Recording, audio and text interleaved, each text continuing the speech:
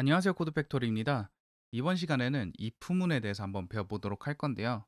if문은 저희가 처음으로 컴퓨터가 결정을 내리게 하는 코드라고 생각을 하시면 되겠습니다. 코드를 써보기 앞서서 이론을 조금 한번 배워볼 건데 if라는 거는 사실 한글로 만약이라는 뜻이죠. 그래서 만약이라는 이 코드를 어떻게 활용을 할 수가 있냐면은 조건이 맞을 때 이런 코드를 실행을 해라 라는 거를 저희가 코드로 작성을 할 수가 있어요. 어떻게 되냐면은 이 문법은 if라고 작성을 하고 여기다 조건문을 넣습니다. 괄호 치고서 조건문을 넣고 꼬부리 괄호를 사용을 해가지고 조건문이 맞았을 때 실행이 되는 코드를 지정을 할 수가 있어요. 자, 이게 if문의 기본입니다. 이것만 알고 있으시면 사실 if문은 다 배운 거예요. 일단 적용을 한번 해볼게요. 이거를 실무에 적용을 한번 해볼게요. 자, 우리가 전 시간에 나머지 구하는 법에 대해서 한번 배워봤죠. 그래서 일단 변수를 하나 선언을 할 건데 넘버라고 하고서 20이라는 숫자를 한번 선언을 해볼게요. 그래서 이 숫자가 4의 배수인지 한번 확인을 해보도록 하겠습니다. 자, if라고 하고서 조건문 넣는다 그랬죠. 넘버 나누기 4 했을 때 나머지가 0인 경우, 그쵸? 이렇게 되면은 자, 이쪽이 지금 넘버를 여기다 대입을 해주면은 true가 나오죠. true가 나오기 때문에 아래에 있는 코드가 실행이 됩니다. 그래서 print라고 하고 4의 배수입니다 라는 코드를 작성을 해볼게요. 그럼 런을 눌렀을 때 세미콜론 꼭 넣어주시고요.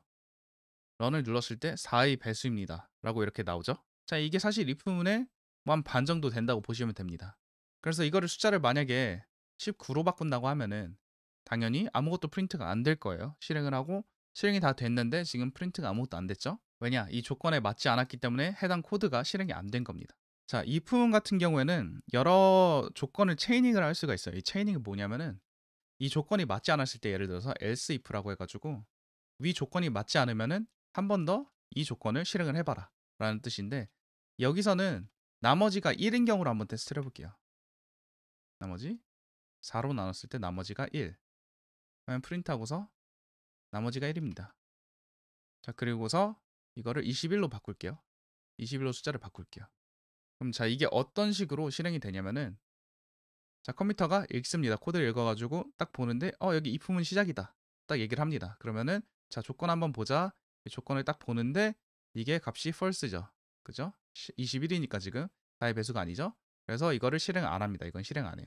근데 if문인데 else if가 붙어있네 하고 저기 딱 봅니다. 그러면 이거를 한 번 더 else if도 조건 한번 확인해보자 이렇게 딱 보고서 이거는 맞네? 이건 true네? 그러면은 아래 코드를 실행을 합니다. 이렇게 실행을 해요. 그래서 프린트 나머지가 1입니다 라는 글자가 프린트가 되게 될 겁니다. 한번 확인을 해볼게요. 실행을 하면 이렇게 나머지가 1입니다 라고 이렇게 나오죠. 자, 이 else if의 특징은 여러 개를 체이닝을 계속 할 수가 있어요. 예를 들어서 여기다가 또 else if 할 수 있어요. 넘버를 4로 나눴을 때 나머지가 2인 경우 나머지가 2입니다. 이렇게 작성을 할 수가 있습니다. 그리고 원하는 만큼 else if를 작성을 하신 다음에 또는 if를 하나만 작성을 하신 다음에 맨 마지막에 else라는 키워드를 넣을 수가 있는데 이건 뭐로 하냐면 이건 조건이 안 들어가요. 위에 있는 조건들이 모두 맞지 않았을 때, 해당이 되지 않았을 때 실행이 되는 거예요. 그래서 이 안에는 어떤 조건에도 맞지 않습니다 라는 거를 제가 프린트를 할게요. 이게 언제 실행이 되냐? 자, 첫 번째로 if 보고서 이게 틀리고 두 번째도 else if도 틀리고 세 번째 else if도 틀리고 그랬을 때 else가 실행이 되는 겁니다. 그래서 모든 조건이 위에서 다 틀렸을 때 else가 실행이 된다 라고 알고 계시면 될 것 같습니다. 자, 이번에는 if와 굉장히 비슷한 스위치문에 대해서 한번 배워보도록 할게요.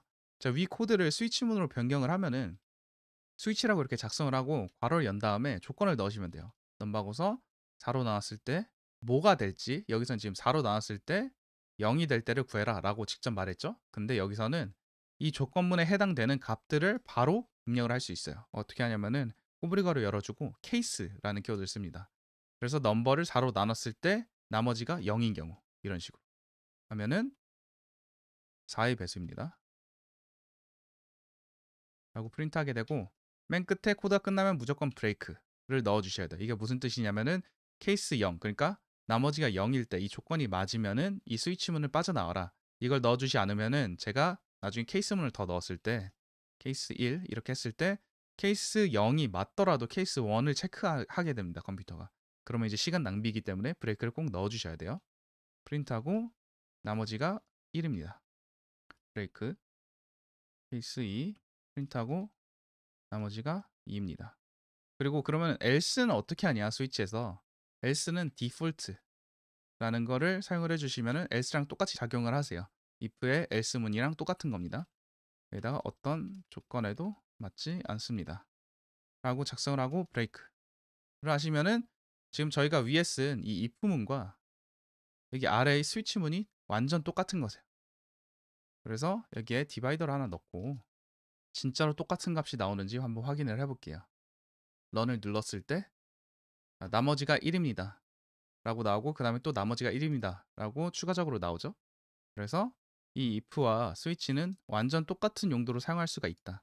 자, 그러면은 도대체 왜 if랑 스위치 이렇게 두 가지가 필요하냐라고 물어보시면은 둘의 분명한 차이는 있으세요. 뭐냐면은 if 같은 경우에는 조금 더 복잡한 연산, 복잡한 조건을 계산을 할 수가 있습니다. 근데 스위치 같은 경우에는 복잡한 조건을 계산할 수는 없어요. 자, 어떤 뜻이냐면 이게 만약에 저희가 지금 계속 4의 나머지만 구했죠? 근데 첫 번째로 4의 나머지를 구하고 4의 배수입니다. 두 번째로는 똑같이 4로 나눠가지고 나머지를 찾는 게 아니고 만약에 3의 배수인지 또 보고 싶다면요. if는 그냥 이렇게 하면 되죠. 프린트하고서 3의 배수입니다. 이렇게 하면 되죠. 그리고 또 거기다 추가적으로 2의 배수인지도 보고 싶다면 그러면은 2의 배수입니다. 이렇게 그냥 하면 되죠. 쉽죠? 근데 스위치는 이걸 못해요. 왜냐면 조건을 하나밖에 못 넣기 때문에 이거 하나만 넣어야 되는데 사실 여기에다가 근데 지금 저희는 이 조건이 다른 게 이제 세 가지가 있죠. 그렇기 때문에 스위치로는 이 조건문을 풀 수가 없습니다. 이런 차이가 있다라고 알고 계시면 될 것 같고 다만 스위치문은 전반적으로 if문보다 훨씬 더 빠르세요. 그래서 조건이 여러 개가 있는 경우에는 스위치문이 훨씬 더 유리할 수가 있습니다. 그렇게만 알고 계시면 될 것 같고 자 제가 일부러 첫 번째 이렇게 4의 배수입니다라고 작성을 하고서 밑에다 2의 배수입니다를 추가적으로 작성을 했는데 지금 숫자가 21이잖아요. 이걸 20으로 바꿔보고 여기 디바이더를 하나 더 넣을게요. 그 다음에 이걸 런을 해보면은 맨 마지막 프린트가 뭐가 나올 거예요? 4의 배수입니다라고 나오죠. 그래서 20 같은 경우에는 4의 배수이기도 하고 2의 배수이기도 하잖아요. 그런데도 4의 배수입니다만 나오는 이유는 첫 번째 조건이 맞으면은 if는 조건문이 끝난다. 그래서 여기는 확인도 안 합니다. 첫 번째 조건이 맞았기 때문에. 이거 꼭 명심하고 있어야지 나중에 버그가 안 생기니까 잘 새겨 들으시면 좋겠습니다. 자, 이번 강의 들으시는데 고생이 많으셨고 저의 강의가 유용하셨으면 꼭 구독과 좋아요 부탁드리도록 하겠습니다. 자, 다음 강의는 더욱더 유용한 강의로 찾아오도록 하겠습니다. 감사합니다.